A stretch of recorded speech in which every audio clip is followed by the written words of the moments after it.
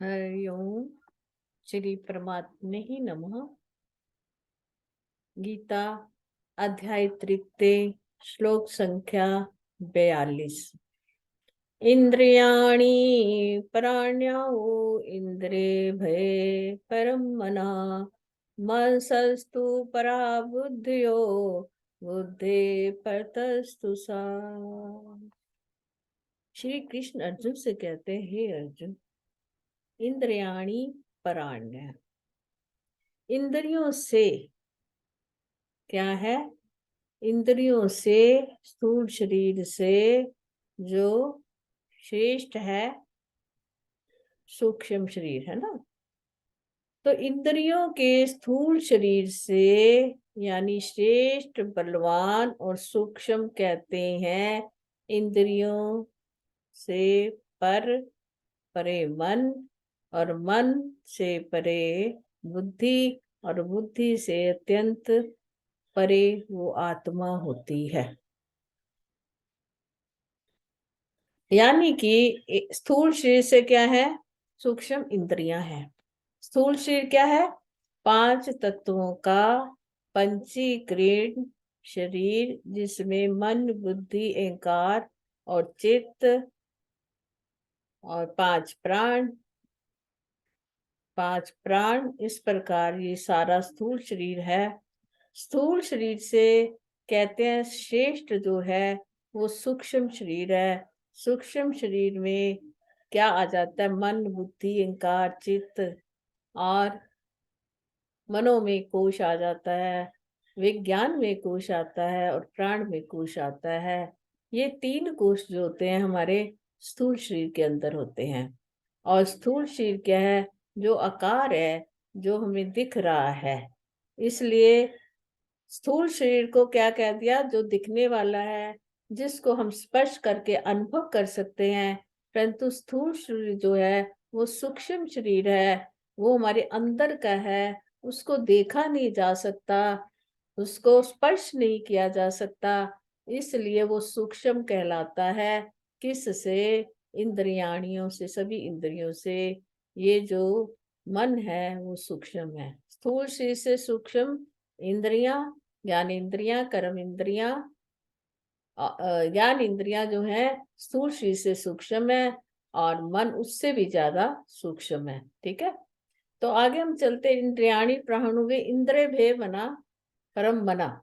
अब बता दिया ये स्थूल शरीर से थोड़ी और सूक्ष्म हो गई इंद्रियां, और इंद्रियों से भी सूक्ष्म, इंद्रियों से भी सूक्ष्म क्या है? इंद्रियां भी देखो आपको बाहर से दिख रही हैं, हाथ, कान, नाक सब कुछ दिख रहा है, परंतु मन किसी को दिखाई देता है?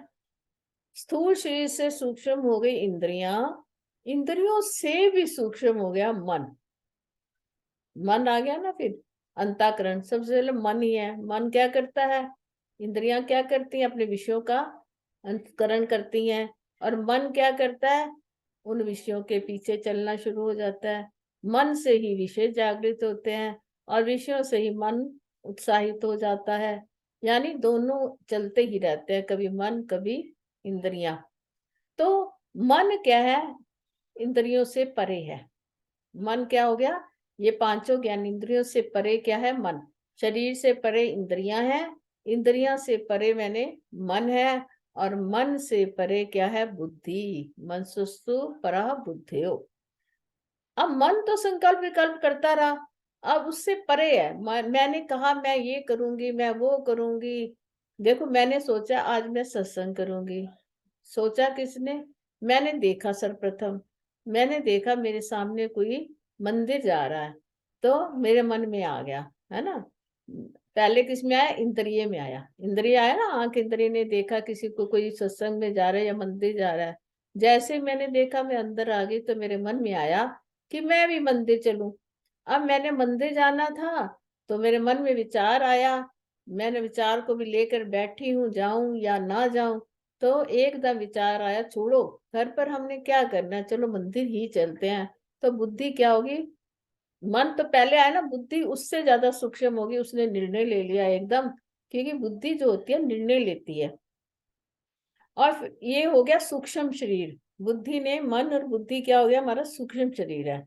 अब बुद्धि ने निर्णय ले लिया है, और फिर हमने वहां चले गए, विज्ञान में कोश ने कार्य किया, वो भी सूक्ष्म शरीर के अंतर्गत है। वहां मुझे बहुत ज्यादा खुशी हुई, मेरे को आनंद आया, आनंद का अनुभव किया मैंने। तो वो विज्ञान में कोश जो था उसने कार्य करा, मेरे चित्त में चली गई बात। हाँ, बहुत मजा आया मुझे मंदिर जाकर, तो वहां जाकर। तो इस प्रकार क्या है, मन से परे बुद्धि, और बुद्धि वहां जो मैंने आनंद लिया, किसके साथ जुड़कर, परमात्मा के साथ जुड़कर। जो परमात्मा के साथ जुड़कर जो आनंद आया, वो क्या था, बुद्धि से परे था। बुद्धि से परे हुआ ना वो आनंद, जो आनंद में कोश जिसको कहते हैं। फिर हम उस कोश में चले गए। यहाँ देखो, सब कोश ने कार्य कराया, सभी कोशों ने। स्थूल शरीर से गए तो मेरा अन्नमय कोश का कार्य किया। अन्नमय कोश से कार्य क्या है, आरंभ होता है। अन्नमय कोश ने अंदर में आई मंदिर में, तो मैं मंदिर में विचार आया, जब मैंने लोगों को सुना, इस देह से सुना, तो देह अंदर आई, देह ने मन से विचार किया। विचार करने के पश्चात बुद्धि ने निर्णय लिया, और बुद्धि ने निर्णय लेने के पश्चात मैं वहां पे गई। वहां मुझे जो आनंद आया, वो था मेरा आनंदमय कोश। अब भगवान कहते हैं, मैं तो आत्मा तो उससे भी परे है। आनंद में कोश भी क्या है, जड़ है एक किस्म का। उसको भी किसके साथ उसका संपर्क है, तदात्म में संबंध कर रखा है उसने चेतन के साथ। परंतु वास्तव में तो वो जड़ ही है ना, ये शरीर सारा जड़ ही है।